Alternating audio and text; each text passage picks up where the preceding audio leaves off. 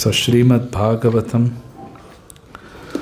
2வது ஸ்கந்தம் 8வது அத்தியாயம் 7வது ஸ்லோகம்.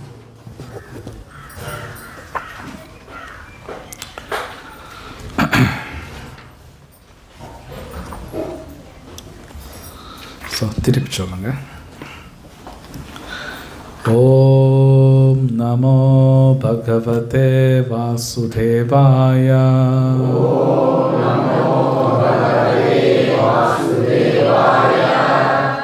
ஓம் நமோ பகவதே வாசுதேவாய.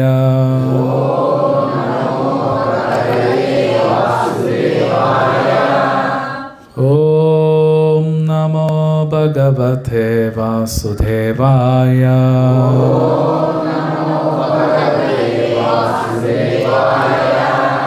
நாராயணம் நமஸ்கிருத்ய நரம் சைவம் நரோத்தமம் தேவீம் சரஸ்வதிம் வியாசம் ததோ ஜயமுதிரயே. நஷ்டப்ராயேஷு அபத்ரேஷு நித்யம் பாகவத சேவயா भगवती उत्तम श्लोके भक्ति भवती नैष्टिकी. 7வது ஸ்லோகம் 8வது அத்தியாயம் 2வது ஸ்கந்தம்.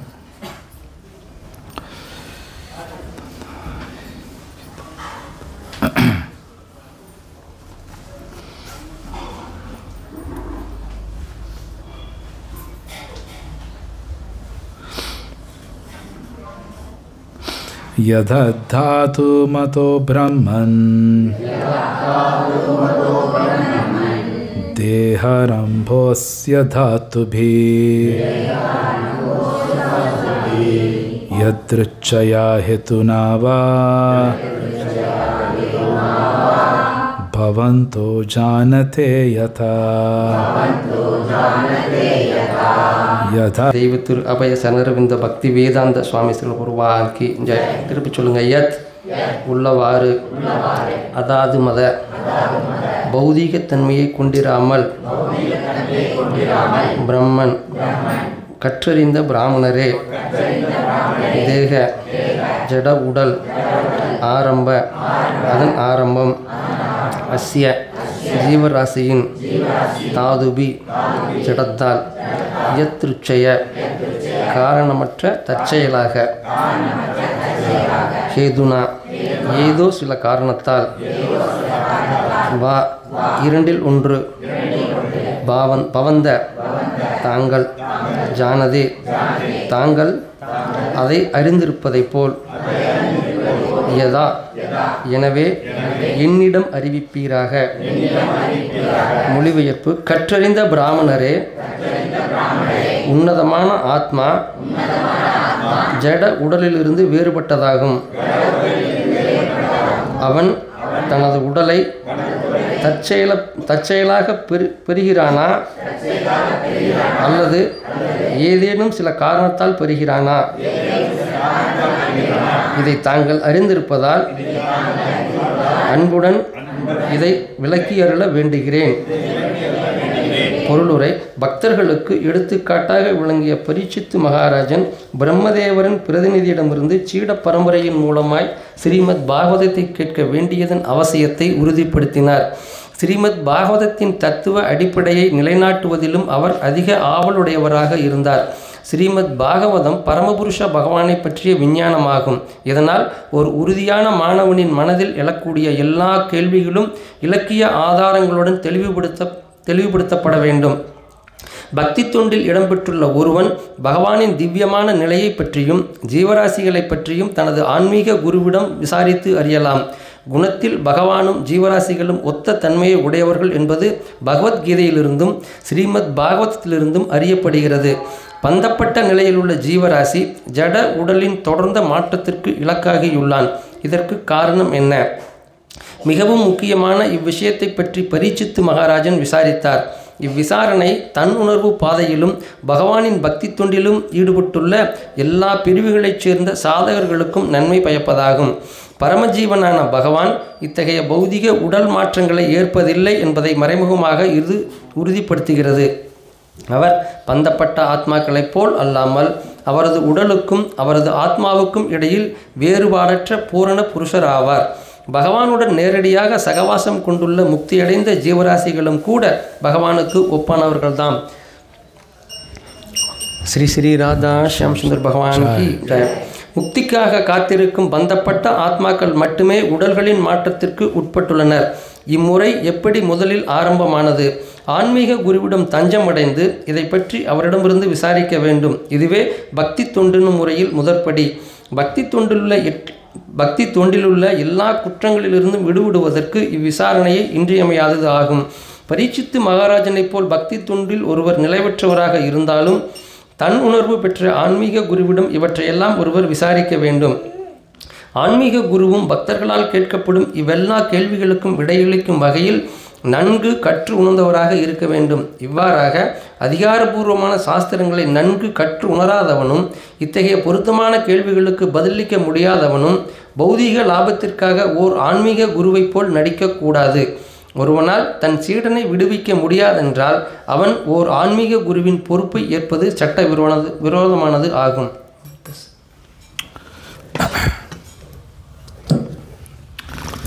ஸ்லோகம் 8. ஆசித்யத் உதராத் பத்மம் லோக சம்ஸ்தான லக்ஷணம் யாவனயம் வை புருஷா யத்தா வயை ப்ருதக் தாவன் அசாவித்தி புரோக்த சம்ஸ்தா வயவாவானிவா. மொழிபெயர்ப்பு: யாருடைய வயிற்றிலிருந்து தாமரை தண்டு முளைத்ததோ அந்த பரமபுருஷ பகவான் அவரது சுய மனோபலத்திற்கும் அளவிற்கும் ஏற்ற ஒரு பிரம்மாண்டமான உடலை பெற்றிருப்பாராயின் பின் அவரது உடலுக்கும் சாதாரண ஜீவராசிகளின் உடலுக்கும் உள்ள வேறுபாடு என்ன?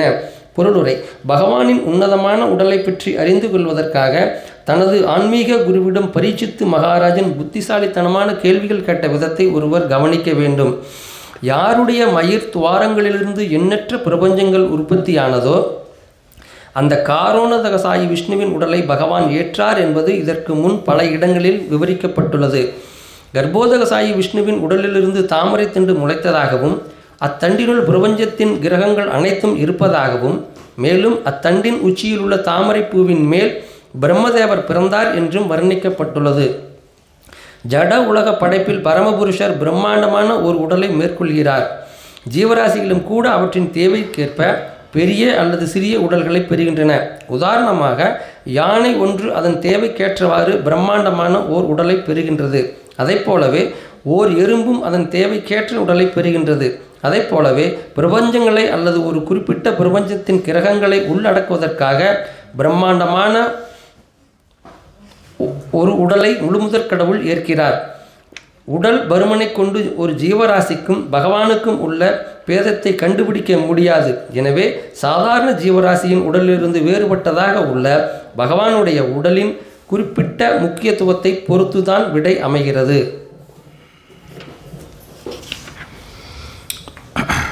9வது ஸ்லோகம். அஜஸ்ருஜதி பூதானி பூதாத்மா யத் அனுக்ரஹாத் தத்ருஷேயேன தத்ரூபம் நாபி பத்மா சமுத்பவஹ. மொழிபெயர்ப்பு: பௌதீக மூலத்திலிருந்து பிறக்காமல் பகவானின் நாவியிலிருந்து வெளிவரும் தாமரை பூவில் பிறந்தவரான பிரம்மாவே பௌதீக பிறவி ஏற்கும் அனைவரையும் படைப்பவர் ஆவார்.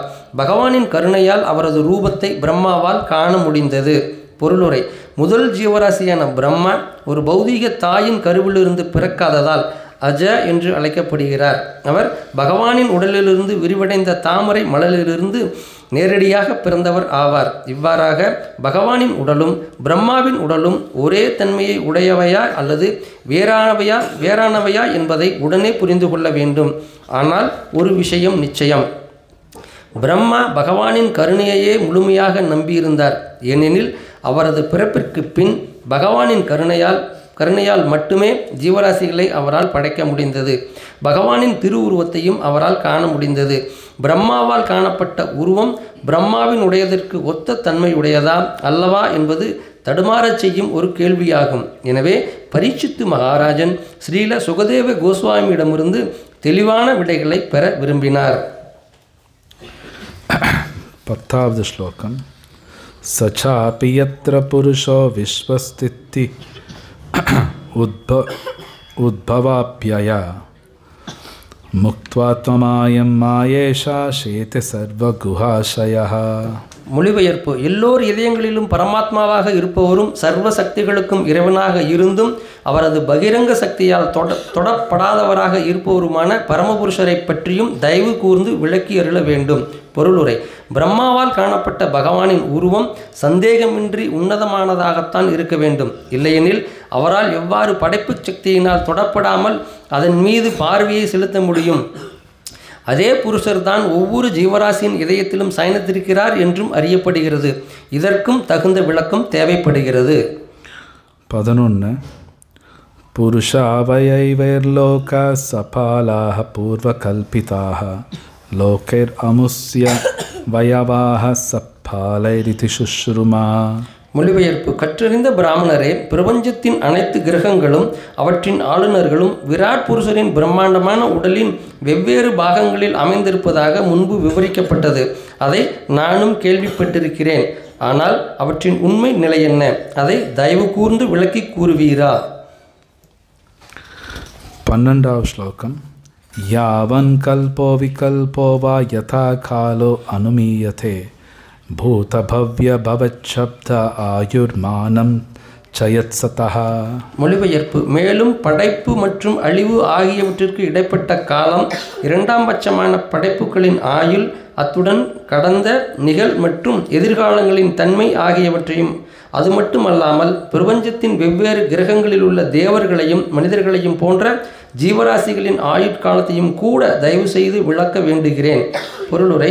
கடந்த காலம், நிகழ்காலம் மற்றும் எதிர்காலம் ஆகியவை காலத்தின் வேறுபட்ட அம்சங்களாகும். இவை வெவ்வேறு கிரகங்களில் உள்ள ஜீவராசிகள் உட்பட பிரபஞ்சம் மற்றும் அதன் உபகரணங்கள் ஆகியவற்றின் ஆயுட்காலங்களையும் குறிப்பிட உதவுகின்றன.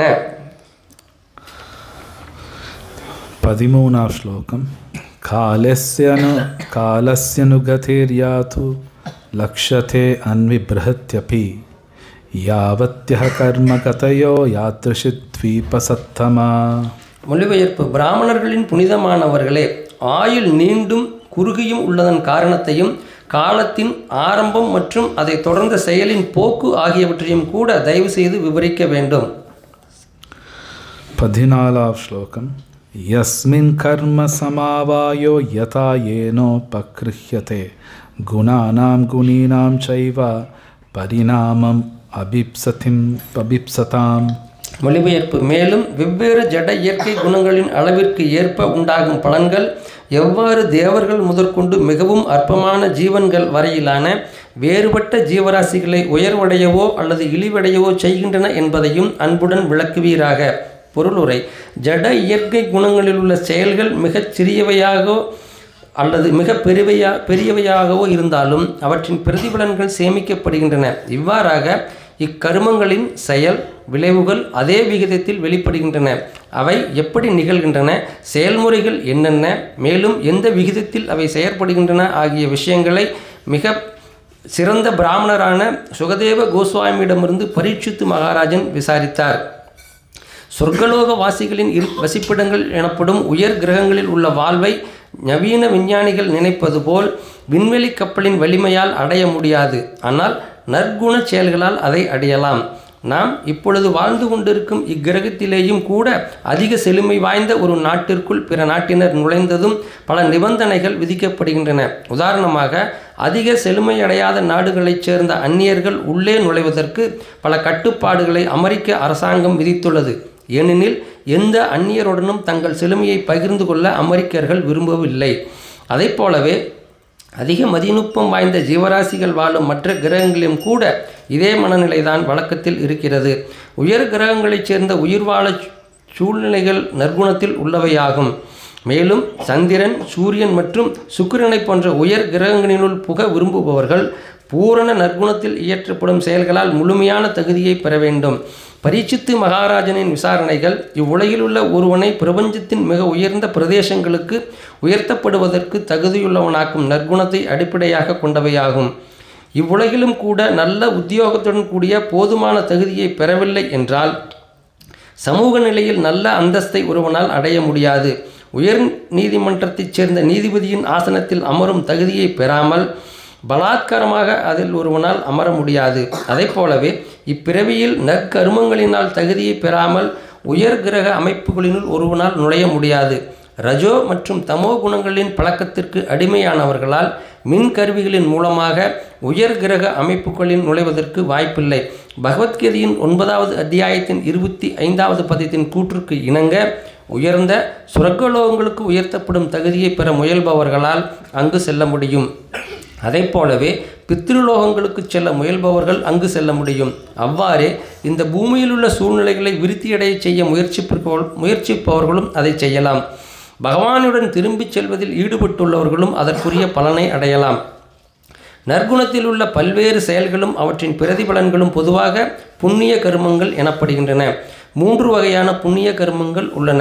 அவை அறிவுடன் கூடிய பக்தி தொண்டு, யோக சக்திகளுடன் கூடிய பக்தி தொண்டு மற்றும் இறுதியாக வேறு நற்குணங்களுடன் கலப்பில்லாத பக்தி தொண்டு.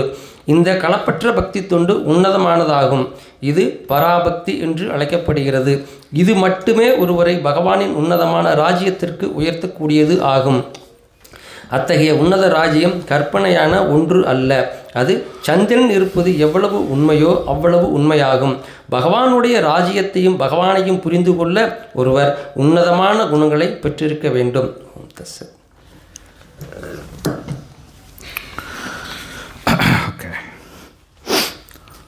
ஓம் அஜ்ஞானாதிமிரந்தஸ்ய ஞானாஞ்சனசலாக்கயா சக்ஷுர்மிலிதம் யேன தஸ்மை ஸ்ரீ குரவே நமः. श्रीचैतन्यं स्थापितं येन भूतले रूपकदा मह्यं ददाति स्वपदान्तिकं वन्देऽहं श्रीगुरुं श्रीयुतापदकमलं श्रीगुरुं वैष्णवां च श्रीरूपं सहगणजातं सहगणरघुनाथान्वितं तं सजीवं साद्वैतं जनसहितं कृष्णचैतन्यदेवं श्रीराधा कृष्णपादां सहगणललितां श्रीशाखावतां च हे कृष्ण करुणा सिंधु दीनबन्धो गोपेश गोपिका कान्त नमस्तुते तप्त कांचन गौरांगी राधे वृंदावनेश्वरी वृषभानुसुते देवी हरिप्रिय वाञ्छा कल्पतरुभ्यश्च कृपा सिन्धुभ्येव च पावनेभ्यो वैष्णवेभ्यो नमो नमः. ओं विष्णुपादाय कृष्णपृष्ठाय भूतले श्रीमते भक्तिवेदान्त नमस्ते सरस्वती देवी गौरवाणी प्रचारे निर्विशेष जय श्री कृष्ण चैतन्य प्रभु नित्यानंद श्री अद्वैत भक्तवृंद. हरे कृष्ण कृष्ण कृष्ण हरे हरे हरे राम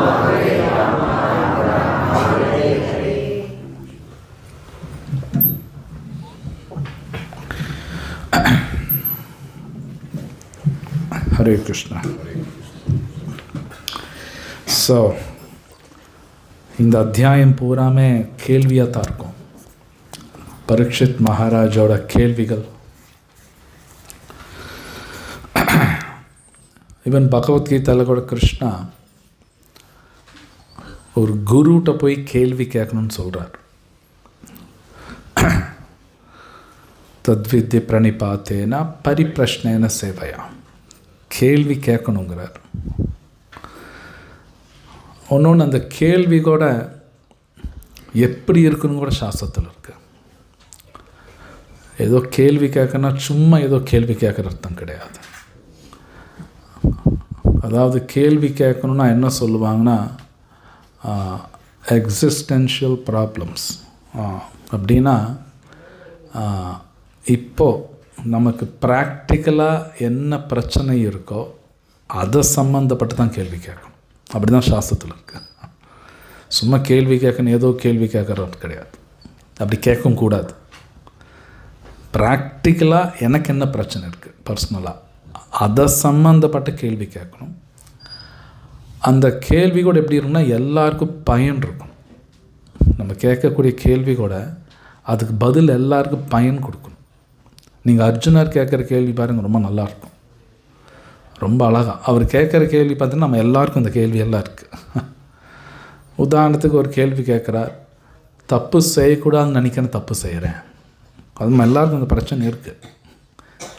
ஸோ அவர் கேட்குற கேள்வி பாருங்கள் எல்லாருக்கும் பயன் இருக்கும்.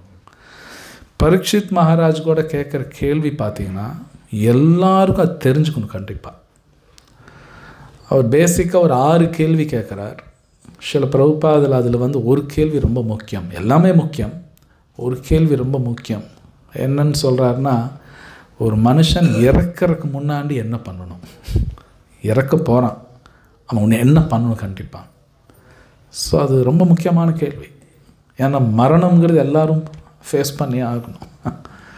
ஸோ அவர் கேள்வி கேட்குறது ரொம்ப அற்புதமாக இருக்குது.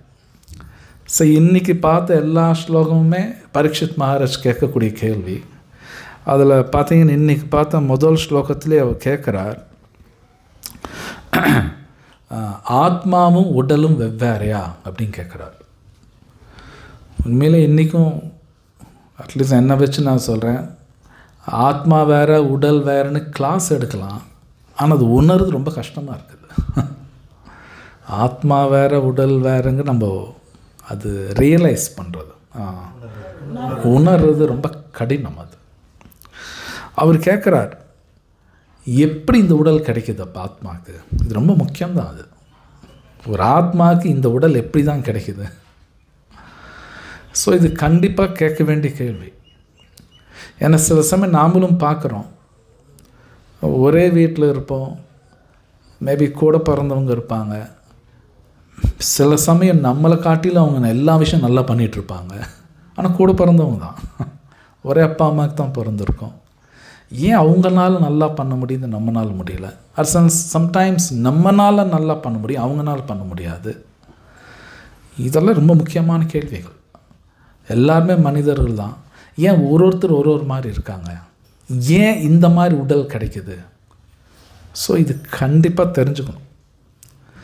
இது சரியாக புரிஞ்சுக்கிட்டாலே நமக்கு அமைதி கிடைக்கும், வாழ்க்கையில் கண்டிப்பாக அமைதி கிடைக்கும். இந்த பேசிக் இந்த அடிப்படையான விஷயங்கள் தெரிஞ்சுக்கலைன்னா அமைதி இருக்காது. ஸோ பரீட்சித் மகாராஜ் ரொம்ப அழகாக கேட்குறார், இது எக்ஸ்பிளைன் பண்ணுங்க, இந்த உடல் எப்படி தான் கிடைக்குது?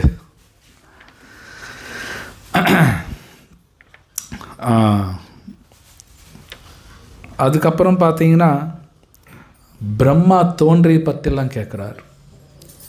இதில் ஒரு முக்கியமான விஷயம், பரீட்சித் மகாராஜ் அவருக்காக மட்டும் கேள்வி கேட்கல, நமக்காக கூட அவர் கேள்வி கேட்குறார். எப்படி அர்ஜுனருக்கு ஆக்சுவலி எல்லாமே தெரியும், ஆனால் கேள்விகள் நமக்காக அவர் கேட்குறார். ஸோ பரீட்சித் மகாராஜ் பார்த்தீங்கன்னா நமக்காக அவர் கேள்விகள் கேட்குறார். அதில் பிரம்மா பற்றி கேட்குறார், அவர் எப்படி வந்தார். அதுக்கப்புறம் ரொம்ப முக்கியம், பகவானோட சக்திகள் எப்படி வேலை பண்ணுது. இது உண்மை ரொம்ப ரொம்ப முக்கியமானது. ஆக்சுவலி பகவானோட சக்திகள் இது ரொம்ப இம்பார்ட்டண்ட். ஏன்னா இன்றைக்கி நிறைய பேர் நான் கடவுளை பார்த்ததில்லை, அதனால் நான் கடவுளே இல்லைன்னு பேசுகிறவங்களும் இருக்காங்க. கடவுள் நான் பார்த்ததில்லை, ஸோ கடவுள் இல்லை. ஆனால் பகவான் இருக்காருன்னு அவர் எப்படி ஆக்ட் பண்ணுறாரு இதெல்லாம் தெரிஞ்சுக்கணும்.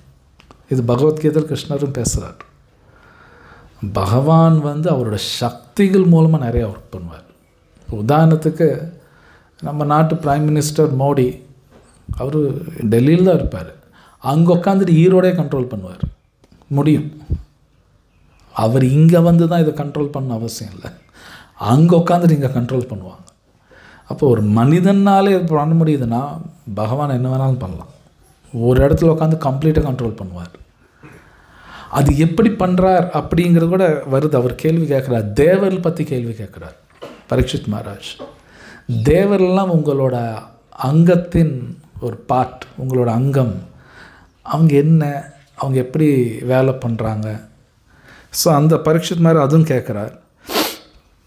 கடைசியில் காலத்தை பற்றியும் கேட்குறாரு. இது ரொம்ப முக்கியம்.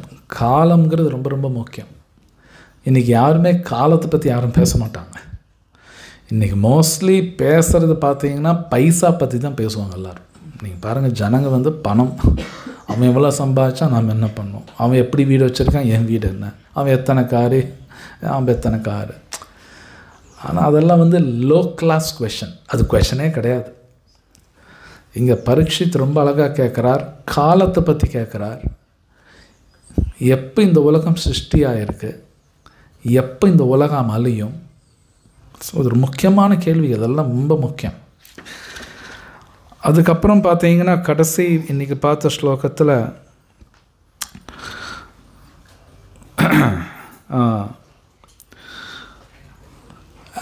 ஆக்ஷன் ரியாக்ஷன், செயல், மனிதரோட செயல்கள், அதுக்கான விளைவுகள் அதெல்லாம் எப்படி வருது, இதெல்லாம் ரொம்ப ஆச்சரியம். இதெல்லாம் கண்டிப்பாக நம்ம தெரிஞ்சுக்கணும். ஸோ முன்னாடி சொன்னபடி இந்த கேள்விகளில் ஆக்சுவலி ஒரு கேள்வி ஒழுங்காக நம்ம டிஸ்கஸ் பண்ணாலே வாழ்க்கையில் அமைதி வரும். ஏன்னா கடைசியில் கிருஷ்ணாட்டு தான் போய் நிற்கும். ஆக்சுவலி ஒரு கேள்வி எடுத்து நம்ம டிஸ்கஸ் பண்ணாலே அது கடைசியில் பகவான்கிட்ட போய் நிற்கும். ஸோ பகவத்கீதையிலையும் கிருஷ்ணர் இதெல்லாம் பேசுகிறார். பாகவத்தில் டீட்டெயில்ஸ் ஒன்று வருது. இதில் ஒன்று ஒன்றா பார்க்கும் பொழுது ஒரு ஆத்மாவுக்கு இந்த உடல் ஒருத்துக்கு ஒரு மாதிரி உடல் கிடைக்குதுன்னா, கிருஷ்ணர் பாகவத்தில் ஒரு இடத்துல சொல்கிறார், பிரபுபாத் ஒரு இடத்துல எழுதுகிறார், இந்த உடல் கிடைக்கிறதுக்கு காரணமே ஒன் சென்ஸ் நாம் தான் இந்த உடலை கேட்டு வாங்கியிருக்கோம். பகவானை தூக்கி கொடுத்துட்டாருன்னு கிடையாது. அஃப்கோர்ஸ் பகவான் கொடுக்குறார். என்னோட கர்மா பிரகாரம் இந்த உடல் கிடைக்குது. ஸோ நாம் ஒரு குடும்பத்தில் பிறக்கிறோம், ஒரு ஊரில் பிறக்கிறோம், கருப்பாவோ சகப்பாவோ உயரமாவோ பணக்காரனாவோ ஏழையாவோ ஏதோ நம்ம எல்லோரும் ஒரு ஜன்மம் எடுக்கிறோம். அது காரணம் நான் தான் தவிர வேறு யாரும் கிடையாது. நான் யாரும் திட்டாலும் முடியாது. மேபி பலதும் நீங்கள் கேட்டிருக்கலாம். கிருஷ்ணர் பகவத்கீதையில் சொல்கிறார், மயத்தியக்ஷேன பிரகிருதி, மொத்தம் எல்லா பிரபஞ்சங்களும் அவர் கண்ட்ரோலில் தான் இருக்குது. அவர் தான் எல்லாத்தையும் இயக்குறார். பகவான் சாங்ஷன் பண்ணாமல் எதுவுமே இந்த உலகத்தில் நடக்காது. எதுவும் நடக்காது. நீங்கள் பேப்பர்லேயோ டிவிலையோ பல நியூஸ் பார்ப்பீங்க. அந்த நிகழ்ச்சிகள் எல்லாமே பகவான் சாங்ஷன் பண்ணாமல் நடக்காது. இது ரொம்ப முக்கியம். பகவான் பூர்ணமானவர் அப்படின்னா அவர் செய்யக்கூடிய செயலில் தப்புன்னு ஒன்று இருக்காது. அவர் எல்லாமே பர்ஃபெக்ட் தான் பண்ணுவார். அப்போ இந்த உலகத்தில் நடக்கக்கூடிய விஷயங்கள் அவர் தான் செய்கிறாருன்னு அவர் கரெக்டாக தான் பண்ணுறார்.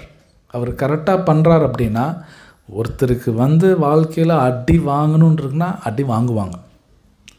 அது கரெக்டு தான், தப்பெல்லாம் கிடையாது. அவர் நினச்சிக்கலாம் என் வாழ்க்கையில் அடியாக விழுகுது, கடவுள் தப்பு பண்ணுறார், இல்லை பக்கத்து வீட்டுக்காரனால் தான் நான் இப்படி ஆகிட்டேன், பங்காளினால் இப்படி ஆகிட்டேன். நோ, அதெல்லாம் சொல்லக்கூடாது. அது நடக்குது அப்படின்னா கிருஷ்ணர் சாங்ஷன் பண்ணனால தான் நடக்குது. அதை நான் தப்புன்னு நான் சொல்லக்கூடாது. அது சொல்கிறோம்னா பைத்தியக்காரத்தனம். இது நம்ம பாகவத்தில் பரீட்சித் மகாராஜோட கதையை பார்த்தே நம்ம புரிஞ்சுக்கலாம். பரீட்சித் மகாராஜ் ரொம்ப ஹை கிளாஸ், சாதாரணமானவர் கிடையாது, உலகத்துக்கே ராஜா. ஆனால் அவரை சபிக்கிறாங்க. அவர் சபிச்சவுடன் அவர் உட்காந்து அழுகிறதோ, என்னை எப்படி சபிக்கலாம், நான் உலகத்துக்கே ராஜா, அப்படியெல்லாம் அவர் பேசலை. அப்படி ஏற்றுக்கிறார், அக்செப்ட் பண்ணுறார். அது ரொம்ப முக்கியமாக. அது ஏற்றுக்கணும். என் வாழ்க்கையில் நடக்குது, அது ஏற்றுக்கணும். ஆனால் ஏற்றுக்கணும்னு அறிவு இருக்கணும். சும்மாலாம் ஏற்றுக்க முடியாது. அறிவு இருந்தால் தான் அது ஏற்றுக்க முடியும். சொல்லப்போனால் அறிவு இருந்தால் தான் அது ஏன் நடக்குதுன்னு நம்மளால் யோசிக்க முடியும். ஸோ அந்த அறிவு இருக்கும்போது நம்ம அதை ஏற்றுக்குவோம். இன்னும் சொல்லப்போனால் அந்த ஏற்றுக்கிற மனப்பான்மை இருந்தாலே பகவான் அனுக்கிரகம் கிடைக்கும். இது பிரம்மா சொல்கிறார். 10வது ஸ்கந்தத்தில் பிரம்மா சொல்கிறார். அது ஒருத்தர் அவங்க வாழ்க்கையில் அடி விழுகும்போது அது அமைதியாக ஏற்றுக்கணும். அதே சமயத்தில் பகவான் நாமா சொன்னாலே பகவான் அனுக்கிரகம் கிடைச்சிருமாமா. இது பிரம்மா சொல்கிறார். கண்டிப்பாக அவன் போயே ஆகணும் பகவான்கிட்ட, வேறு வழி இல்லைங்கிறார். வேறு வழியில் போய் ஆகணும். ஏன்னா ஏற்றுக்கிறான், அமைதி ஏற்றுக்கிறான். நீங்கள் பார்க்கலாம், பரீட்சித் மகாராஜ் வந்து ஒரு இடத்துல கூட என்னை சபிச்சிட்டாங்களேன்னு கவலைப்படுற மாதிரி ஒரு ஸ்லோகம் நீங்கள் பார்க்க முடியாது. அவர் அப்படியே டக்குன்னு ஏற்றுக்கிறார். பிரஹ்லாத் மகாராஜுக்கு வர பிரச்சனை பாருங்கள், அவரும் எங்கேயும் கவலைப்படுற மாதிரி இருக்காது, ஏற்றுக்குவார். குந்தி மகாராணி அப்படி ஏற்றுக்கிறாங்க. யுதிஷ்டர் மகாராஜ் கஷ்டம் வருது, அப்படி ஏற்றுக்கிறார். யாருமே அவன் புலம்புற மாதிரி இருக்காது. விதுரர் பாருங்கள், அப்படி ஏற்றுக்கிறார். பெரிய பெரிய அவமானங்கள் எல்லாம் ஏற்றுக்கிறாங்க.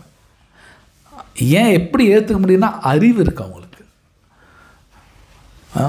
பகவானை பற்றின அறிவு, ஆத்மா சம்பந்தப்பட்ட அறிவு, பிரகிருதி, இந்த முக்குணங்கள் சத்வா ரஜா தமா, இந்த குணங்கள் பற்றின அறிவு, இதெல்லாம் இருக்கிறதுனால அவங்க ஏற்றுக்கிறாங்க. எனக்கு இது நடக்கணும், நடக்குது, எனக்கு நடக்கணும், அது நடக்குது, எனக்கு அது ஏற்றுக்கும், அமைதியாக இருப்போம். ஸோ ஆனால் அந்த ஏற்றுக்கிற பக்குவம் கூட நான் பகவான்கிட்ட போய் கேட்கணும். சும்மா தானாலாம் வராது, அது நம்ம பகவான்கிட்ட கேட்கணும். ஆக்சுவலி ஸ்பீக்கிங் பகவான்கிட்ட கேட்டால் அவரும் கொடுப்பார். இன்னொன்று என்னென்னா, இன்னும் நல்ல டீப்பாக பார்க்கும்போது ஒரு ஆத்மாவுக்கு எல்லா நல்குணங்கள் எப்பவுமே இருக்குது.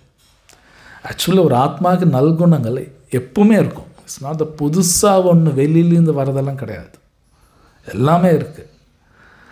அது பகவான் கிருஷ்ணர்கிட்ட பக்தி பண்ண தான் ஒன்று ஒன்றா வெளியே வருமாமா. ஸ்ரீல பிரபுபாத் அவர் எப்பவுமே சொல்லுவார், இந்த டைமண்ட் மாதிரி. டைமண்ட் வந்து ஆக்சுவலி பூமியிலேருந்து எடுக்கும்போது ஷைனிங்கெல்லாம் இருக்காது. ஆக்சுவலி இருக்கும், நம்ம கண்ணுக்கு தெரியாது. அந்த அழுக்கு எடுக்க ஷைனிங் வரும். அந்த அழுக்கு எடுக்க தான் தானாக வரும். அது புதுசாக அக்வயர் பண்ணுறது ஒன்றும் கிடையாது, அது வரும். ஸோ அது மாதிரி ஆத்மாவுக்கு நல்குணங்கள் எப்பவுமே இருக்குது. அப்படின்னா இந்த உலகத்தில் எல்லோரும் நல்லவங்க தான். ஆக்சுவலி ஸ்பீக்கிங் மோசமானவங்க யாரும் கிடையாது. என்னென்னா ஒருத்தருக்கும் ஒரு மாதிரி குணத்தில் இருக்கிறனால அவங்க அது மாதிரி அந்த ஏன்னோ மேனிஃபெஸ்டேஷன் அப்படின்னா வெளியே வர்றது அப்படி தோணும். ஜஸ்ட் லைக் ஒரு இந்த ஒயிட் லைட் இருக்குது, இது மேலே சிகப்பு கலர் பேப்பர் போட்டால் சிகப்பாக தான் தெரியும், ப்ளூ போட்டால் ப்ளூவாக தான் தெரியும். ஆனால் ஒயிட் லைட் வந்து ஒயிட் தான். அது மாதிரி ஒரு ஆத்மா மேலே சத்வா ரஜா தமா ஒருத்தருக்கு ஒரு மாதிரி கவரிங் இருக்கும். அது தகுந்தாப்பில் நடந்துக்குவாங்க. சில பேர் மோசமாக நடந்துக்குவாங்க, சில பேர் நல்லது விதமாக நடந்துக்குவாங்க. ஸோ ரெண்டும் மிக்ஸ் ஆகிட்டே வரும். காலையில் ஒரு மாதிரி இருப்பான், சாயங்காலம் ஒரு மாதிரி இருப்பான். அந்த மாதிரி வரும். காலையில் நல்லா தான் இருப்பான், சாயங்காலம் ஒரு மாதிரி இருப்பாங்க. காரணம் குணங்கள். அந்த குணத்தோட என்னன்னு சொல்கிறது, அதோட பாதிப்புனால ஒருத்தர் ஒரு மாதிரி நடந்துக்கிறாங்க. ஸோ இங்கே ஒரு பரீட்சித் மகாராஜ் கேட்குறார், கிருஷ்ணரோட சக்திகள் இந்த குணங்கள் பற்றி தெரிஞ்சுக்கணுங்கிறார். ஸோ கிருஷ்ணரோட சக்திகள் பாகவத்தில் வரப்போகுது எல்லாமே. அவர் பலவிதமான சக்திகள் இருக்குது. அதில் நாம் எல்லாருமே வந்து அந்தரங்க சக்திக்கு சம்மந்தப்பட்டவங்க. அந்தரங்க சக்தின்னா தமிழ் என்ன? அந்தரங்க சக்தியா? ஓ அப்படின்னா ஆக்சுவலி நம்ம எல்லோரும் பகவானுக்கு ரொம்ப க்ளோஸாக இருக்கக்கூடியவங்க. ஆக்சுவலி நம்ம எல்லாருமே பகவானுக்கு ரொம்ப க்ளோஸ். சொல்லப்போனால் அவரோட அம்சம். நம்ம எல்லோரும் எப்பவுமே அவர் கூட தான் இருக்கணும், அவர் கூட தான் இருக்கணும். நமக்கு புத்தி கெட்டு போய் பிரிஞ்சு வந்துட்டோம். அது நாம் பண்ண தப்பு, நாம் பண்ண தப்பு தான் அது. சொல்லப்போனால் இந்த உலகத்தில் எல்லோரும் ஹை கிளாஸ் தான், லோ கிளாஸ் யாருமே கிடையாது. இவங்களாம் நினச்சிக்கிட்டு நம்மளாம் ஹை கிளாஸ் சொசைட்டி, அவன்லாம் லோ கிளாஸ் சொசைட்டி. நான் வந்து நான் வாழ்கிற ஸ்ட்ரீட்டெல்லாம் ஹை கிளாஸு, இவங்க சேரியில் இருக்காங்க. ஆனால் இந்த பௌதிக உலகமே சேரின்னு தான் சொல்கிறாங்க. ஓகே, இந்த உலகமே சேரி தான். இந்த சேரிக்குள்ளே நான் ஒரு சேரி ஃபார்ம் பண்ணுறேன், அவ்வளோதான். தவிர இந்த உலகமே சேரின்னு தான் பகவத்கீதை கிருஷ்ணர் சொல்கிறார். இது பூரா சேரிங்கிறார். ஆனால் அதுக்குள்ள நான் பெரிய ஆள், நீ கம்மி, நாம்பளாக பேசிக்கிறோம். ஸோ பட் பகவத்கீதை கிருஷ்ணர் சொல்கிறார், மமை வம்ச ஜீவலோகே. நம்ம எல்லோரும் பகவானோட அம்சம். அப்படின்னா அவரு கூட இருக்க வேண்டியவங்க நம்ம எல்லோரும் ஹை கிளாஸ். முன்னாடி சொன்னபடி புத்தி கெட்டு போய் நான் பிரிஞ்சு வந்துட்டேன். திருப்பி நான் அங்கே போகணும். அதுக்கு கிருஷ்ணா என்ன பண்ணார்ன்றான், அவரே அவதாரம் எடுத்தும் வருவார், இல்லை அவரோட பக்தர்கள் அனுப்புவார், ஆச்சாரியாஸ். ஏதோ ஒரு மூலமாக நம்மளை காப்பாற்றணும்னு நினச்சிக்கிட்டே இருக்கார்.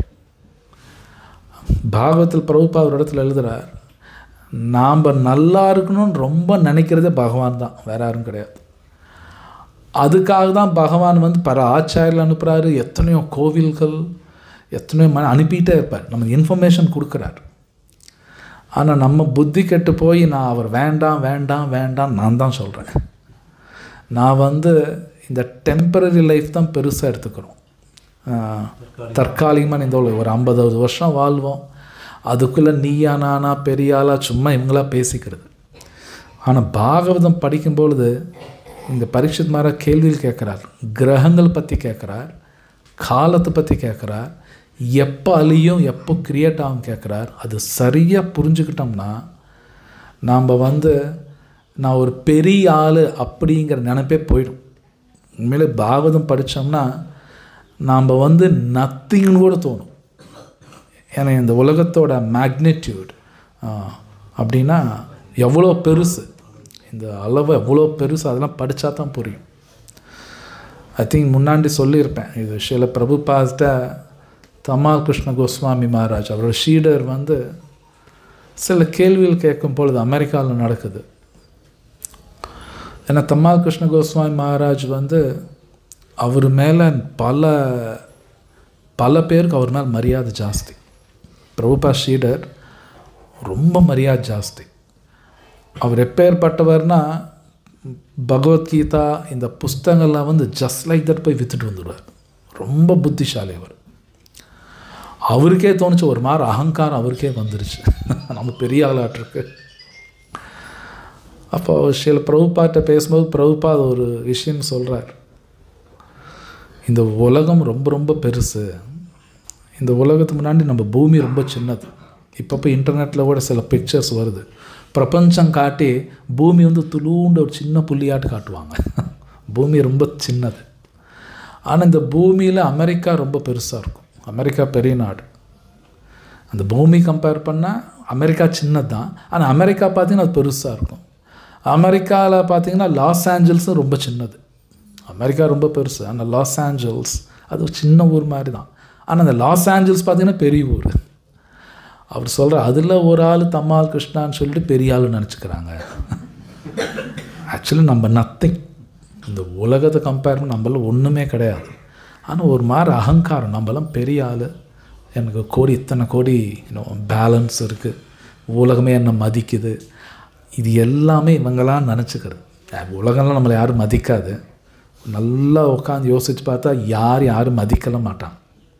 நல்லா அனலைஸ் பண்ணி பார்க்கணும். இந்த சாஸ்திர சக்ஷு, சாஸ்திர கண்களோடு பார்த்தா ஒரு பையன் நம்மளை யாரும் மதிக்க மாட்டாங்க. எல்லாம் என்வியஸ், பொறாமையோடு தான் இருப்பாங்க. நம்மகிட்ட வந்து சிரிச்சுட்டு பேசுவாங்க, சரி எல்லாம் பெரிய ஆளுப்பா அப்படின்னு. உள்ளுக்குள்ள நினைப்பேன் எப்படா போவான்னு நினைப்பான். இது உண்மை. இது வந்து பாகவத்தில் சொல்லப்படுற எல்லாமே எல்லாம் பொறாமையோடு தான் இருப்பாங்க. எல்லாமே பொறாமையோடு தான் இருப்பாங்க. சும்மா நம்ம பின்னாடி நம்ம சுற்றி 10 பேர் நிற்கணும் நம்ம பெரிய ஆள்லாம் நினச்சக்கூடாது. அவன் காத்துட்ருப்பான் எப்படா இழுக்கிறதுன்னு, காலை வாரி விட்டு பார்ப்பாங்க. இதெல்லாம் பாகவத்தில் கொடுக்கப்பட்டிருக்கு, இதெல்லாம் பாகவத்தில் வருது. ஏன் இது சொல்கிறாங்கன்னா, ஓன்லி ஷெல்டர்னா அடைக்கலம். கதிர்பத்தா பிரபு சாட்சி கிருஷ்ணர் சொல்கிறார் பகவத்கீதையில். இந்த உலகத்தில் அடைக்கலம் நான் தான் அடைக்கலம் கொடுக்க முடியும், யாரும் கொடுக்க முடியாது அர்ஜுனா. இது உண்மை. கிருஷ்ணா தவிர யாரும் நமக்கு அடைக்கலம் கொடுக்க முடியாது. ஆனால் நம்ம வந்து ஏதோ மனிதர்கள் கொடுப்பாங்களா, பணம் எனக்கு அந்த ஷெல்டர் கொடுக்குமா, அடைக்கலம் கொடுக்குமா, பதவி கொடுக்குமா, இது பின்னாடி போகிறாங்க. ஸோ பரீட்சித் மகாராஜ் கேட்குற கேள்வி எப்படி இருக்குன்னா, உண்மையில் நான் யார் நல்லா புரிஞ்சுக்கலாம். உண்மையில் நான் யார், என்னோட பொசிஷன்னா என்னோட நிலைமை என்ன, உண்மையான என்னோட நிலைமை என்ன, பகவான் யார், இந்த உலகம், இது தெரிஞ்சுக்கணும். தெரிஞ்சுக்கிட்டா தான் அந்த அடக்கம்னே வரும், ஹம்பிள்னஸ். இது உண்மை. அடக்கம் இல்லாமல் பகவான் அப்ரோச் பண்ண முடியாது, முடியவே முடியாது, யாராலையும் முடியாது. சைத்தன்ய மகாபிரபு சொல்கிறார் இல்லையா, திருநாதப்பி சுனி சேனா தரோரப்பி சஹிஸ்னுனா அமானினா மானதேனா. அடக்கம் இல்லாமல் சாண்டிங் பண்ண முடியாது. நம்மளாம் சம்டைம்ஸ் நினைப்போம், நல்லா டெய்லி 6 ரவுண்ட் சாண்ட் பண்ணுறேன்னு. அஃப்கோர்ஸ் அதுவும் சாண்டிங் தான், சாண்டிங் மாதிரி சாண்டிங், அதெல்லாம் சாண்டிங் மாதிரி சாண்டிங் தான். ஆக்சுவலி உண்மையிலே அடக்கம் இருந்தால் கீர்த்தனைய சதாஹரி நடக்கும். அப்படின்னா 24 hours ஹரிநாம பண்ணுவாங்களாம் அடக்கம் இருந்தால். என்னால் ஏன் பண்ண முடியலன்னா அடக்கமெல்லாம் கிடையாது. அது இருந்தால் 24 hours பண்ணுவாங்களாம். ஏன் சைத்தன்ய மகாபிரபு சும்மாவே சொல்லுவார், கீர்த்தனைய சதாஹரிங்கிறார். ஸோ ஹரிநாமா சொன்னால் அடக்கம் வேணும். நான் தான் 16 ரவுண்ட் சாண்ட் பண்ணேன், என்னோடய கோட்டா முடிஞ்சது, டெய்லி சாண்ட் பண்ணுறேன். அஃப்கோர்ஸ் நல்லது தான், அது இல்லைன்னு சொல்லலை, பட் அது பத்தாது. நேற்று கூட ஒரு சீனியர் டிவோட்டி கிளாஸில் கேட்டுட்டு இருந்தேன், அவரும் சொன்னார், ரொம்ப அழகாக அவர் சொன்னார், அவர் சொல்கிறத நான் ரிப்பீட் பண்ணுறேன், 24 hours சாண்ட் பண்ணணும். ஏன்னா கிருஷ்ணர் அப்படி தான் சொல்கிறார், சத்தத்தம் கீர்த்தயம் தோமா, இவர் கீர்த்தனைய சதாஹரிங்கிறாரு. ஸோ ஆக்சுவலி பாகவதம் படித்தோம்னா ஒரு ஆத்மாவோட வேலையே 24 hours சாண்டிங் தான், வேறு வேலைலாம் கிடையாது. இது உண்மை. இது சட்டு நமக்கு புரியாது. இன்னும் 24 hours சாண்டிங் தானா அண்ணா? எஸ், 24 hours சாண்டிங், அதுதான் வேலை. வைகுண்டம் நம்ம சொல்கிறோம், கோலோக விருந்தாவன் சொல்கிறோம், அங்கே நடக்கிறதே இதுதான். ஸோ சாண்டிங்னா வெறும் சாண்டிங் மட்டும் இல்லை, கிருஷ்ண கதா பேசிகிட்டு இருப்பாங்க, கிருஷ்ண சேவாவில் இருப்பாங்க, அதுவும் சாண்டிங் தான். கிருஷ்ண கதா டிஸ்கஸ் பண்ணுறதும் சாண்டிங் தான், கிருஷ்ண சேவாவில் ஈடுபடுறதும் சாண்டிங் தான். இதே தான் நடக்கும். ஸோ அந்த அடக்கம் வரணுன்னா இந்த அறிவு வேணும். பாகவதம் அறிவு இல்லாமல் அடக்கமெல்லாம் வராது, அதெல்லாம் வராது. அந்த அடக்கம் நம்ம செயற்கையாக நம்ம கற்றுக்கொள்ள முடியாது, செயற்கையாக அந்த அடக்கத்தில் வர வைக்க முடியாது. அதுக்கும் சாண்டிங் தான் பண்ணும். ஹரே கிருஷ்ணா ஹரே கிருஷ்ணா கிருஷ்ணா கிருஷ்ணா ஹரே ஹரே, ஹரே ராம ராம ராம ஹரே ஹரே. அதுக்கும் சாண்டிங் தான் பண்ணும். ஸோ ஸ்ரீ ராதா ஷாம் சுந்தர் கி ஜாய், ஷில் பிரபுபாத் கி ஜாய். ஸோ இது நமக்கு முன்னாடி சொன்னபடி பகவான் ரொம்ப ஆவலாக இருக்கார் நம்மளை கூட்டிகிட்டு போகணுக்காக. அதுக்காக தான் பகவான் நம்ம கண்ணுக்கு தெரிகிற மாதிரி அவரை அவர் மாறிக்கிறார். நாம் நேராக பகவான்லாம் போய் பார்க்க முடியாது, நம்ம கண்ணுக்கு தெரிகிற மாதிரி அவர் மாறிக்கிறார். விக்கிரக ரூபத்தில் வரார். அர்ச்சா விக்கிரமாக சாக்ஷாத் பகவான் தான். இப்போ பகவான் நிற்கிறார், அவர் நம்ம மேலே கருணை காட்டுறார், பார்த்துக்கோ அப்படின்னு. அதனால்தான் கோவிலுக்கு போகிறது வெரி இம்பார்ட்டண்ட். கோவிலுக்கு போகிறது ரொம்ப முக்கியம். நாம் போய் நான் கடவுளை பார்த்தேன்லாம் சொல்ல முடியாது, அவர் என்ன பார்த்துட்டார், இதுதான் உண்மை. நான் அவரை பார்த்துட்டேன்லாம் சொல்ல முடியாது, நமக்கெல்லாம் அந்தளவு கிடையாது. அவர் நம்மளை பார்க்குறார். ஸோ அது எனக்கு தான் நல்லது. அது அப்போது இந்த கோவிலுக்கு போகிறது வெரி இம்பார்ட்டண்ட். பக்தரோட சங்கத்தில் இருக்கிறது ரொம்ப முக்கியம். ஏன்னா கிருஷ்ணர் சொல்கிறார் சங்கத்தில் இருக்கணும்னு சொல்கிறார். ஸோ பகவான் சொல்கிறான்னு அது அப்படியே செய்யணும், அவ்வளோதான். ஏன் அது தெரிஞ்சுக்கணும். அஃப்கோர்ஸ் சம்டைம்ஸ் புரியாது, பகவான் சொல்கிறது புரியாது, புரியலினாலும் செய்யணுமாமா. இது ஆச்சாரியா சொல்கிறாங்க. இவன் சில பிரபுபாத் சொல்கிறார், புரியலினாலும் செய் அப்படிங்கிறார்.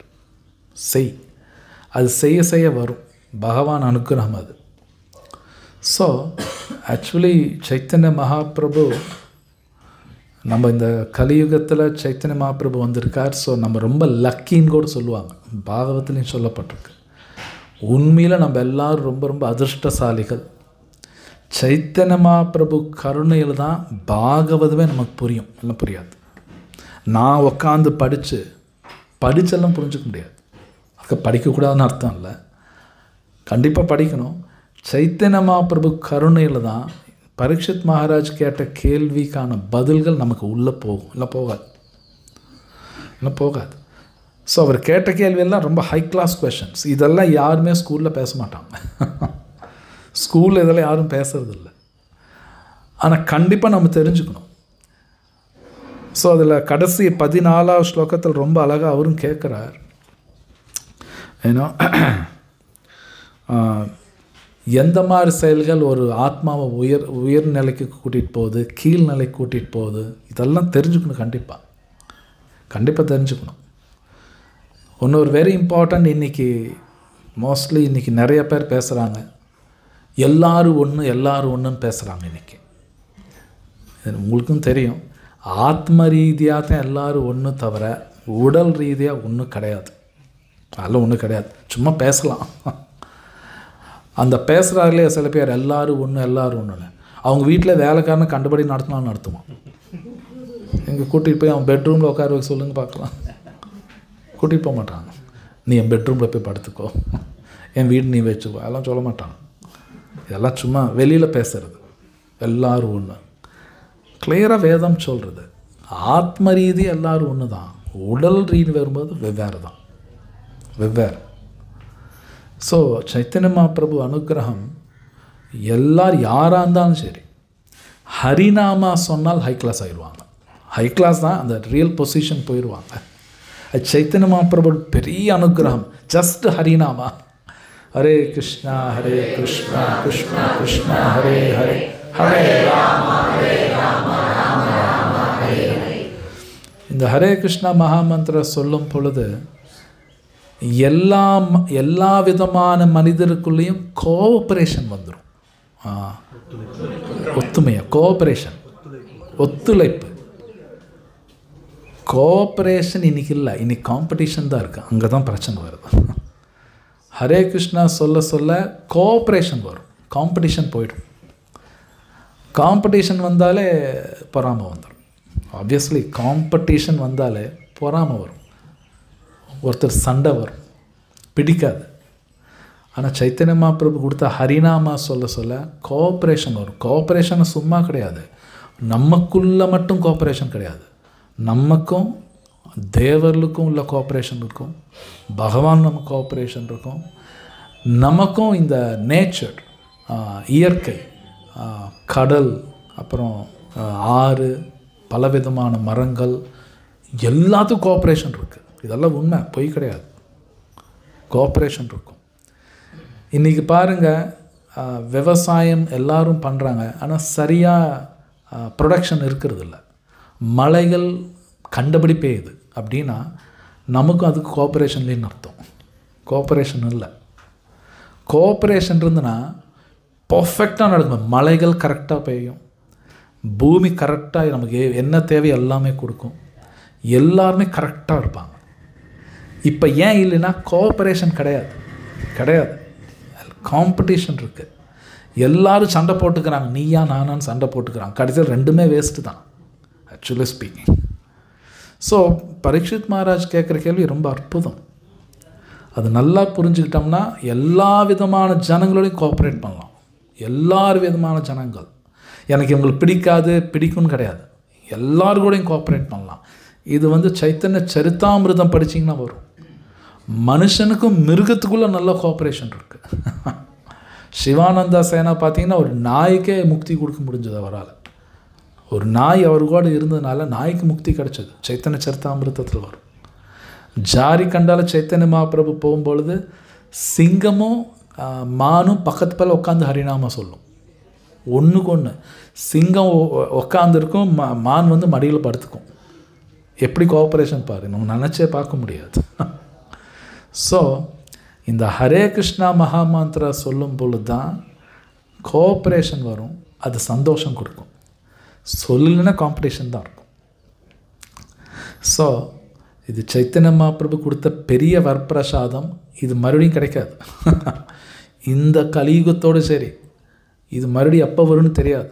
பிரம்மாவோட ஒன்றொரு நாள், அது பல கோடி வருஷம். ஸோ இது உண்மை.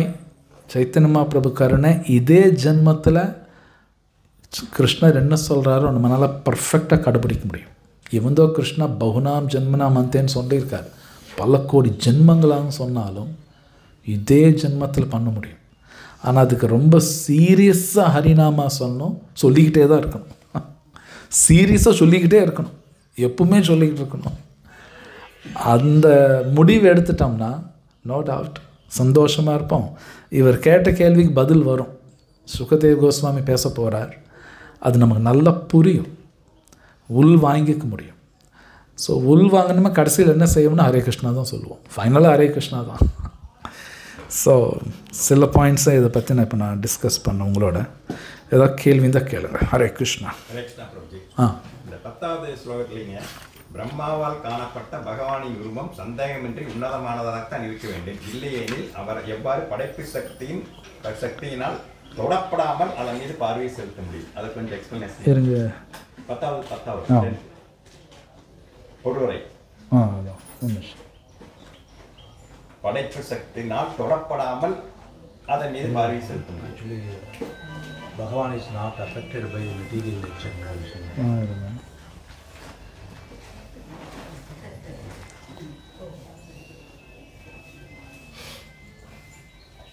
Yeah. ஸோ பகவான் வந்து முக்குணங் அவர் கிடையாது. இது ஏன் ரொம்ப முக்கியமான பாயிண்ட்டுன்னா, நான் பார்த்துருக்கேன் நிறைய பேர் வந்து பகவான் தப்பு செய்கிறாருமான்னு பேசுவாங்க. தப்பு செய்கிறாங்கன்னா முக்குணம் இருந்தால் தான் தப்பு செய்வாங்க. முக்குணத்தில் இல்லாதவங்க தப்பே செய்ய மாட்டாங்க. ஸோ கிருஷ்ணா வந்து முக்குணத்துக்கு அப்பாற்பட்டவர். அவர் இந்த உலகத்தை படைக்கிறார், ஆனால் முக்குணம் கிடையாது. இந்த உலகத்துக்குள்ளே வருவார், ஆனால் முக்குணம் கிடையாது அவருக்கு. ஸோ இது ஏன் ரொம்ப எம்ஃபசைஸ் பண்ணுறேன்னா, நான் மேலே பார்த்துருங்க சில பேர் வந்து கடவுள் தப்பு பண்ணிட்டார், என் வாழ்க்கையில் விளையாண்டுட்டார், இப்படியெல்லாம் பேசுவாங்க. கடவுளுக்கு கண் இல்லையா, நான் எவ்வளோ கஷ்டப்படுறேனே. நோ, அது ரொம்ப தப்பு, அது ரொம்ப ரொம்ப தப்பு. இன்னொன்று கிருஷ்ணா பகவத்கீதையில் அவரே சொல்கிறார், நமாம் கர்மாலி லிம்பந்தி நமே கர்ம ஃபலஸ்பிருஹா இதிமாம் யோ அபிஜானாதி கர்மபிர் நசபத்தியதே. அப்படின்னா கிருஷ்ணர் சொல்கிறார், எந்த கர்மம் என்னை எஃபெக்ட் பண்ணாதுங்கிறார். கிருஷ்ணரே சொல்கிறார், எனக்கு கர்மா கிடையாது யார் புரிஞ்சுக்கிறாங்களோ அவனுக்கு கர்மா இருக்காதுங்கிறார். கிருஷ்ணர் சொல்கிறார் 4th சாப்டரில். பகவானுக்கு கர்மா கிடையாது நம்ம புரிஞ்சுக்கிட்டாலே நமக்கு கர்மா இருக்காது. கிருஷ்ணர் பாரு எவ்வளோ பெரிய ஆஃபர் அது. ஸோ பகவான் வந்து முக்குணம் இல்லாத அவர் கிடையாது. அவர் செய்கிற எல்லாமே பர்ஃபெக்ட், முக்குணமே கிடையாது, நமக்கெல்லாம் இருக்குது. ஸோ இது உண்மை. மேபி நம்ம இஸ்கான்குள்ளேயே போயிட்டு இருந்தோம்னா நம்ம இந்த பாயிண்ட் தெரியாது. வெளியில் போய் பார்த்தா தான் தெரியும். கடவுள் பற்றி தப்பாக சொல்லித்தரான். ராமர் தப்பு பண்ணிட்டாரு, பைத்தியக்காரர் தானே பேசுறது. நோ, ராமர் சந்தேகப்பட்டார், ஏதாவது பைத்தியக்காரத்தனமான பேச்சு. அவர் நம்ம மாதிரிலாம் கிடையாது. கிருஷ்ணர் பற்றி தப்பாக பேசுவாங்க, அதில் பைத்தியக்காரத்தனமாக பேச்சு. முக்குணமே இல்லை அவங்களுக்கு. அது பகவத்கீதை நிறைய இடத்துல வருது, பாகவத்துலேயும் வருது. ஆமாம்.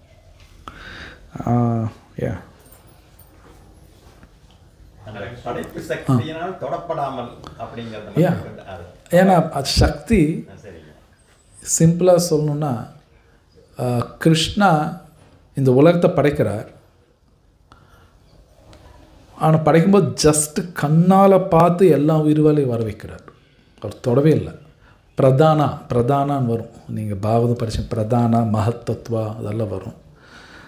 இப்போது இங்கே ஒரு ஆண் பெண் வந்து குழந்தை பெற்றுக்கணுன்னா ஒருத்தருக்கு ஒருத்தர் தொட்டாகணும், தொடாமல் குழந்தை பெற்றுக்க முடியாது. பகவான் பார்த்தீங்கன்னா யார் எதுவும் தொட மாட்டா, அப்படி பார்ப்பார், அப்படியே வரும், அப்படியே வரும், அது பாட்டுக்கு வரும். இது நம்மளோட மைண்டு லாஜிக்கெல்லாம் அங்கே யூஸ் பண்ணக்கூடாது. லாஜிக் யூஸ் பண்ணக்கூடாது. சாஸ்திரத்தில் இருக்குது லாஜிக் யூஸ் பண்ணணும், ஆனால் பகவான் வரும்போது லாஜிக் யூஸ் பண்ணக்கூடாது, புரிஞ்சிக்க முடியாது. அது எப்படிங்க அவர் பண்ணுவார்? அவரால் முடியும். அப்போ இன்றைக்கி வாதமாக சில பேர் வருவாங்க, இன்விட்ரோ ஃபெர்டிலைசேஷன் சொல்லுவாங்க. அப்படின்னா தமிழ் என்ன? In vitro fertilisation. சில பெண்கள் கல்யாணம் பண்ணிக்க மாட்டேன் குழந்தை பெற்றுக்கிறம்பாங்க, இப்போ நான் ஆணை தொடுலேம்பாங்க. இன்னும் தொட்டுட்டாங்க, இன்டைரக்டாக தொடப்பட்டிருக்காங்க. Indirectly it happening. கிருஷ்ணா வரும்போது அந்த லாஜிக் யூஸ் பண்ண முடியாது. அவருக்கு வந்து அவர் சக்திகள் பார்த்தா அந்த மாதிரி ஒர்க் ஆகும். அவர் எதுவுமே ஜஸ்ட்டு அவரால் தனியாக இருப்பார். ஸோ இது ரொம்ப ரொம்ப முக்கியம். ஸோ லாஜிக்குங்கிறது நியாயான்னு சொல்லுவாங்க, நியாயா தியரின்னு சொல்லுவாங்க. கண்டிப்பாக லாஜிக் யூஸ் பண்ணணும், ஆனால் பகவான் வரும்போது யூஸ் பண்ணக்கூடாது. விருந்தாவனத்தில் ஒரு இடம் இருக்குது, மேபி சில பேர் போயிருக்கலாம். அந்த இடம் பெரிய குளம் இருக்கும். கிருஷ்ணா வந்து 1 கோடி பேர்த்த கல்யாணம் பண்ணார். 1 கோடி. இது வந்து அது எப்படி 1 கோடி பேர் ஒருத்தர் கல்யாணம் பண்ணலான்னா அவரால் முடியும். அங்கே லாஜிக்கெல்லாம் யூஸ் பண்ணக்கூடாது. அந்த இடம் இருக்குது, 1 கோடி பேர் ஒட்டுக்க ஒரே டைமில் கல்யாணம் பண்ணி 1 கோடி பேர்த்த அப்படியே வைகுண்டம் அமிச்சிட்டாரு. அந்த இடம் காட்டுவாங்க, பெரிய குளம். அது நல்லாயிருக்கும், ரொம்ப பெரிய குளம். அது வந்து அவர் பாஸ்ட் டைம் இருக்குது. அவர் வெறும் 16,108 ஒய்ஃபு, அது வேறு லீலா, இது வேறு. அது 16,108 ஒய்ஃபு இருக்கான், அவரால் முடியும். பொதுவாக இங்கே இருக்கிற பெரிய பிரச்சனைனா என்னால் முடியாதா, யாராலும் முடியாது. இங்கே தான் அதுதான் நம்ம பிரச்சனை. என்னால் அப்போ அவர் என்ன இவன் பெரிய ஆள் நினச்சிக்கிறான். அதுதான் அகங்காரம். அது எப்படி பண்ண முடியும்னா எம்மனாலும் முடியாது. இது புரிஞ்சுக்கணுன்னா ஹரே கிருஷ்ணா சொன்னால் தான் புரியும், ஒன்றும் புரியாது. நான் லாஜிக் யூஸ் பண்ணி சயின்ஸ் யூஸ் பண்ண புரிஞ்சுக்க முடியாது. அது நம்மகிட்ட இருக்கிற பெரிய வியாதி. அது சயின்ஸ் யூஸ் பண்ணி புரிஞ்சுக்கிறேன், லாஜிக் யூஸ் பண்ணி புரிஞ்சுக்கிறேன், அது வியாதி. பகவான் அப்படி புரிஞ்சுக்க முடியாது. பாகவதம் படித்தா தான் புரியும். வேறு கேள்வி இல்லை? சொல்லுங்க. நிறைய பௌதிகவாதிகள் வந்து இந்த நேர்த்திக்கடன் சொல்றாங்க, அந்த அம்மனுக்கு எல்லாம் தீச்சட்டி எடுக்கிறாங்கல்ல, ஒரு வேண்டுதல், அது நம்பிக்கையில பண்றாங்களா இல்லை அது எப்படி நம்ம புரிஞ்சுக்கிறது? நம்பிக்கை பகவத்கீதாவில் அர்ஜுனரும் கேட்குறார், ஃபெய்த் நம்பிக்கை இருக்கானா? அது ஃபெய்த் இருக்குது, பட் சார்ட் ஆஃப் ரஜோ தமோ குணா. அதுவும் நம்பிக்கை இல்லைன்னு சொல்ல முடியாது, பட் பெஸ்ட்டு கிடையாது.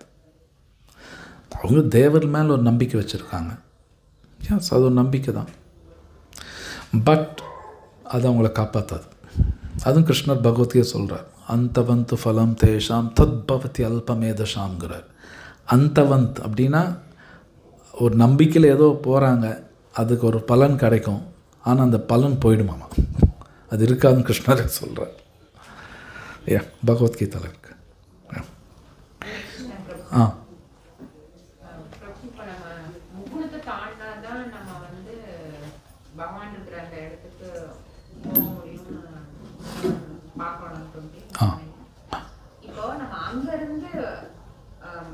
கீழே வந்திருக்கோம்ல எல்லாருமே அங்க பகவானுடைய அந்த அந்த சக்தி நம்ம க்ளோஸ் டு காட் சொல்றீங்க.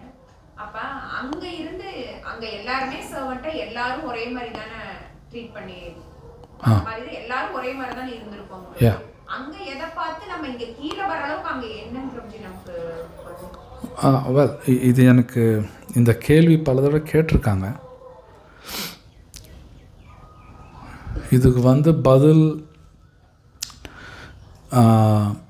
பலவிதமான பதில் கொடுக்குறாங்க. ஒரு சில பிரபுபாட்டை கேட்கும் பொழுது அவர் சொல்கிறார், வந்துட்டோம் திரும்பி போயிடுங்கிறார். இங்கே வந்தாச்சு, அது ஏன் வந்தோன்னு யோசிக்க முடியாது. இது பெரிய ஆர்கியூமெண்ட். இது நான் பல தடவை படிச்சிருக்கேன், ரீசெண்டாகவும் படித்தேன். ஆக்சுவலி இங்கே வந்தாச்சு, திரும்பி போயிட்டோம்னா வரமாட்டோம். அது பகவத்கீதையில் கிருஷ்ணர் அந்த உத்தரவாதம் கொடுத்துட்டார். நம்ம திருப்பி போயிட்டோம்னா வரமாட்டோம், வரவே மாட்டோம். ஏன்னா இந்த எக்ஸ்பீரியன்ஸ் வந்து ஞாபகம் இருக்குமாமா. ஸோ வந்தாச்சுங்க. நான் ஏன் இங்கே வந்தங்கிற கேள்வி வந்து ஒரு சரியான கேள்வியை, புத்திசாலித்தனமான கேள்வி இல்லைங்கிறார். ஜஸ்ட் லைக் கடலில் விழுந்துட்டேன்னா நீச்சல் அடித்து தப்பிச்சிடணும். நான் ஏன் விழுந்தேன் அப்படின்னு தண்ணியில் உட்காந்து யோசிக்கக்கூடாது, நீச்சல் அடித்து தப்பிச்சிடணும். ஸோ வந்தாச்சு, திரும்பி போகணும். அப்புறம் பிரபுபாத் ஷீட ஒரு கேள்வி கேட்குறார், அங்கே போனால் அப்போ நம்ம திரும்பியே வர முடியாது இல்லை அப்படிங்கிறார். போனால் திரும்பி வர முடியாது இல்லைங்கிறார். பிரபுபாத் சொல்கிறார், முடியும் ஆனால் வரமாட்டேன் அப்படிங்கிறார். பிரபுபாத் பதில் கொடுக்குறார். இங்கே வர முடியும், மறுபடியும் திரும்பி வர முடியாதுன்னு கிடையாது, முடியும். ஆனால் நீ வரமாட்ட. அந்த எக்ஸ்பீரியன்ஸ் நெருப்பை தொட்டவன் மறுபடியும் தொடுவான், தொடமாட்டான். தொட முடியும் ஆனால் தொடமாட்டோம். ஏன்னா அந்த எக்ஸ்பீரியன்ஸ் இருக்குது. ஸோ பிரபுபாத் வந்து இப்படி தான் சொல்கிறார் அந்த ஷீடர்கிட்ட. ஏன்னா ஒரு ஆத்மாவுக்கு வந்து இண்டிபெண்டன்ஸ், சுதந்திரங்கிறது வைகுண்டத்தில் இருக்குது. வைகுண்டமாக இங்கே வரவே முடியாது அப்படி கிடையாது, வர முடியும் ஆனால் வர மாட்டாங்க. பிரபுபாத் இந்த பதில் அப்படியே கொடுக்குறார். ஏன்னா இந்த எக்ஸ்பீரியன்ஸ் இருக்குது, அதனால் வரமாட்டாங்க. ஏன்னா அவ்வளோ அற்புதம் வச்சுக்கிட்டு இங்கேயா வரணும். ஸோ இதுதான் அவர் சொல்கிறார் ஆக்சுவலி. ஆமாம். ஒன்று நேற்று கூட ஒரு சீனியர் டிவோட்டி கிளாஸில் சொல்கிறார், இது சைத்தன்ய மகாபிரபு அனுகிரகம். சைத்தன்ய மகாபிரபு அனுகிரகத்தில் ஆக்சுவலி இப்போ நம்ம இருக்கிற இடம் வைகுண்டம் புரியாது, இந்த இடம் வைகுண்டம். ஏன்னா நாம சொல்கிறாங்க சைத்தன்ய மகாபிரபு இருக்க இந்த இடம் வைகுண்டம், இது அவர் உண்டாக்குறது. ஸோ அதனால் இங்கே வரணும், இங்கே வரணும். நாம சொல்லணும், பக்தர்கள் இருக்கும்போது திருப்பி வைகுண்டா போவாங்க. இது பகவான். இந்த கோவில்கள் இந்தியாவில் எத்தனையோ 108 திவ்ய தேசம், பெரிய பெரிய பெருமாள் கோவில் எல்லாமே வைகுண்டா தான். பகவான் அனுகிரகத்தில் அந்த வைகுண்டாவை இங்கே கொண்டு வந்து வச்சுருக்கார். அது நான் யூஸ் பண்ணிக்கணும். அதுக்கு தான் கோவிலுக்கு போகிறது வெரி இம்பார்ட்டண்ட். ஸோ சும்மா கிடையாது, இதெல்லாம் சைத்தன்ய மகாபிரபு அனுகிரகம். பாகவதம் படித்தீங்கன்னா வரும், இன்னும் ஒரு பல வருஷம் கழித்து இதெல்லாம் இருக்காது. இதே கலியுகத்தில் எதுவுமே இருக்காது. பகவானுங்கிற வார்த்தையே இருக்காதாமா. பாகவத்தில் எழுதப்பட்டிருக்கு, சைத்தன்ய சரிதாமிர்தத்தில் இருக்குது. பகவான்கிற வார்த்தை இருக்காதான், நினச்சி பாருங்கள். ஸோ சைத்தன்ய மகாபிரபு அனுகிரகம், அவர் வைகுண்டம் இங்கே கொண்டு வந்துட்டார். சில பிரபுபாதோட கருணை இதெல்லாம், இது யூஸ் பண்ணிக்கணும். ஆமாம். எனவே நைஸ் கொஷன். கிருஷ்ணர் வந்து காந்தாரியோட சாபத்தை எதுக்கு பிரபுஜி ஏற்றுக்கிறாரு? உங்கள் குளம் முழுதும் அழியும், எதுக்குள்ள முழுதும் அழியும் அப்படின்னு காந்தாரி சொல்றது அவர் எதுக்கு ஏற்றுக்கிறாரு? வெல், மகாபாரத்தில் என்ன சொல்கிறாங்கன்னா, கிருஷ்ணர் யாரும் சபிக்க முடியாது. இன்ஃபேக்ட் காந்தாரி சபித்த உடனே கிருஷ்ணர் சொல்கிறார், என்னை யாரும் சபிக்கவே முடியாது, என்னை சபிக்கவே முடியாது, இருந்தாலும் நான் ஏற்றுக்கிறேங்கிறார். ஏன் அப்படின்னா வேதங்கள் எழுதுன்னு கிருஷ்ணர். வேதத்தில் ஒரு இடத்துல என்ன வருதுன்னா, ஒரு கற்பு கரிசி சொன்னால் நடக்கணுமாமா, சொன்னால் நடக்கணும், அவ்வளோதான். அது அந்த ரூல் எழுதுனே கிருஷ்ணா தான். கிருஷ்ணர் தான் அந்த ரூல் எழுதுகிறார், அது உண்மையாக்கணுமே. ஸோ காந்தாரி கற்பு கரிசி. இன்னொன்று என்னென்னா, பாகவத்தில் எழுதுகிறாங்க கிருஷ்ணருக்கு வந்து எது குலத்தை வைண்ட் அப் பண்ணணும் அப்படின்னா அழிக்கணும். ஆனால் எது குலத்தை யாரால் அழிக்க முடியாது, யாரால் அழிக்க முடியாது, ஆனால் அழிக்கணும். அதுக்கு அவர் என்ன பண்ணுறாருன்னா, எது குலத்தில் பிறந்தாலும் அவங்க பக்தரோட வந்து யாரும் தப்பாக நடந்துக்கூடாது, தப்பாக பேசக்கூடாது. அது எது குலத்தில் இருக்கிறவங்களாம், யாதவர்களாக இருந்தாலும் சரி. ஸோ நீங்கள் பாகவதம் படிச்சிங்கன்னா வரும், அதில் இருக்கிறவங்க தப்பாக பேசுகிற மாதிரி ஒன்று வரும். அதாவது பக்தனை கிண்டல் பண்ணுற மாதிரி வரும். எப்பவுமே பக்தரில் கிண்டல் பண்ணக்கூடாது, அது சரி கிடையாது, மரியாதை கொடுக்கணும். ஸோ அது வர வச்சு அது வந்து அப்படின்னா வைஷ்ணவரில் கிண்டல் பண்ணக்கூடாது, தப்பாக பேசக்கூடாது. அந்த லெசன் கிருஷ்ணன் நமக்கு அது மூலமாக சொல்லித்தரார். அப்புறம் அதே சமயத்தில் ஒரு கற்பு கரிசி சொன்னால் நடக்கணும், எல்லாமே சாட்டிஸ்ஃபை பண்ணுவார் கிருஷ்ணா. அப்படின்னா ஒரு பெண் வந்து கற்பு கரிசியாக இருக்கணும், அது நமக்கு சொல்லித்தரார். உண்மையில் கற்பு கரிசி ரொம்ப ஸ்ட்ராங், ரொம்ப சக்தி ஜாஸ்தியாகிடும் உங்களுக்கு. குந்தி, திரௌபதி, நீங்கள்லாம் பாருங்கள், அவங்க லைஃப்பில் யார் இன்டர்ஃபியர் பண்ணுறாங்களோ அவங்க லைஃபே போயிடும், அவங்க வாழ்க்கையெல்லாம் முடிஞ்சு போயிடும். திரௌபதிகிட்ட துஷாசனம் தப்பாக நடந்துக்கிட்டாங்க, கௌரவாஸ், லைஃப் போச்சு, லைஃபே போயிடுச்சு. குந்தி மகாராணி பசங்களோட நிறைய தப்பாக நடந்து பார்த்தாங்க, அவங்க லைஃப் போயிடுச்சு. ஸோ இப்போ ஒரு பெண்ணுக்கு வந்து மோஸ்ட் இம்பார்ட்டன்ட் குவாலிட்டி கற்பு கரிசியாக இருக்கணும் அப்படின்னு நிறைய இடத்துல சொல்லப்பட்டிருக்கு. ஸோ ஒரு பெண்ணு நிறையா படிக்கிறாங்களா இல்லையாங்க ரெண்டாவது, கற்பு கரிசியாக இருக்குது தான் மோஸ்ட் இம்பார்ட்டண்ட். ஸோ அந்த பெண்ணால் நல்ல குழந்தைங்கள்லாம் வரும். ஸோ நிறைய சயின்ஸ் சும்மாலும் கிடையாது, அது நிறையா விஷயங்கள் அது மூலம் சொல்லித்தரார். வேறு எதுவும் கற்புக்கரசியால் நிறைய குழந்தைகள் நல்லது வரும்னு சொன்னாங்க. இப்போ காந்தாரி வந்து கற்புக்கரசின்னு சொல்கிறோம். இப்போ காந்தாரியோட 100 புதல்வர்கள் வந்து ரஜோகுணத்தில் தான் நம்ம இருந்தாங்க. துரியோதனன் உட்பட எல்லாருமே ரஜோகுணத்தில். அது கிருஷ்ணாஸ் பிளான். அது மாதிரி கிருஷ்ணா அவங்க மூலமாக நிறையா சொல்லித்தர பார்க்குறாரு. ஈவன் நான் கற்புக்கரசி அவங்க மகாபாரதம் படித்த டீட்டெயில்ஸ் வரும். ஸோ அவங்க நிறையா அவங்க கரெக்டாக தான் திங்க் பண்ணிட்டு இருந்தாங்க. பட் மகாபாரதம் அந்த குருக்ஷேத்திர யுத்தம் நடக்கணும், பகவத்கீதா வரணுன்னா இதெல்லாம் நடக்கணும். ஸோ அதில் இன்னொரு விஷயம் வந்து கற்புக்கரசி மோசமான குழந்தைங்கள் இருந்தாலும் கிருஷ்ண பக்தியிலையும் அவங்க வெளியே வரல. எனக்கு ஏன் கிருஷ்ணா இந்த மாதிரி மோசமான குழந்தைங்க கொடுத்தீங்க அப்படின்லாம் கிருஷ்ணர் திட்டலை. கிருஷ்ண மேலே ஃபோக்கஸ்டாக இருந்தாங்க. அது காரணம் அவங்களுக்கு கிடைச்ச குரு. ஸோ நிறையா விஷயங்கள் காந்தாரி மூலமாக நமக்கு சொல்லித்தரார். அப்படின்னா குரு இஸ் மோஸ்ட் இம்பார்ட்டன்ட். நல்ல கணவன் அமையல, நல்ல குழந்தைங்கள் அமையல, கூட பிறந்தவங்கள் அமையல, பட் இருந்தாலும் ஸ்ட்ராங்காக இருந்தாங்க. சும்மாலாம் கிடையாது. காந்தாரி மாதிரி பெண்ணை இந்த உலகத்தில் பார்க்க முடியாது. ரொம்ப ஸ்ட்ராங்காக இருந்த காரணம் அமைஞ்ச குரு அது மாதிரி. ஸோ அப்படின்னா வாழ்க்கையில் குருங்கிறது மோஸ்ட் இம்பார்ட்டண்ட். அது காந்தாரி மூலமாக சொல்லித்தராங்க. எது அமையினாலும் பரவாயில்ல, குரு இருக்கார்ல, தட்ஸ் எனஃப். நான் நமக்கு ப்ரொடெக்ஷன் கிடைக்கும். ஸோ அது ஒன்று இருக்குது. அந்த கதை எல்லோரும் தெரியல. மேபி அவர் நிறையா பறவைலாம் கொண்டார். ஸோ அவருக்கு கண்ணு போயிடுச்சு. நிறையா இருக்குது. மகாபாரதம் டீட்டெயில்ஸ் வரும், அவர் சொன்னதெல்லாம் வரும். வேறு ஏதோ கேட்டோம். ஜாதகம் பார்க்குறாங்க பொண்ணுக்கு பையனுக்கு, ஆனால் நிறைய மேட்ச் ஆக மாட்டேங்குது. அதுக்கு ஜோசியர் என்ன சொல்கிறாங்களாமா, அது கணிக்கும் போதே கோள்களே இல்லை, யூனிவர்ஸ் 2 இல்லை, அதனால தான் இப்போ இதாக மாட்டேங்குது அப்படின்னு சொல்கிறாங்களாமா.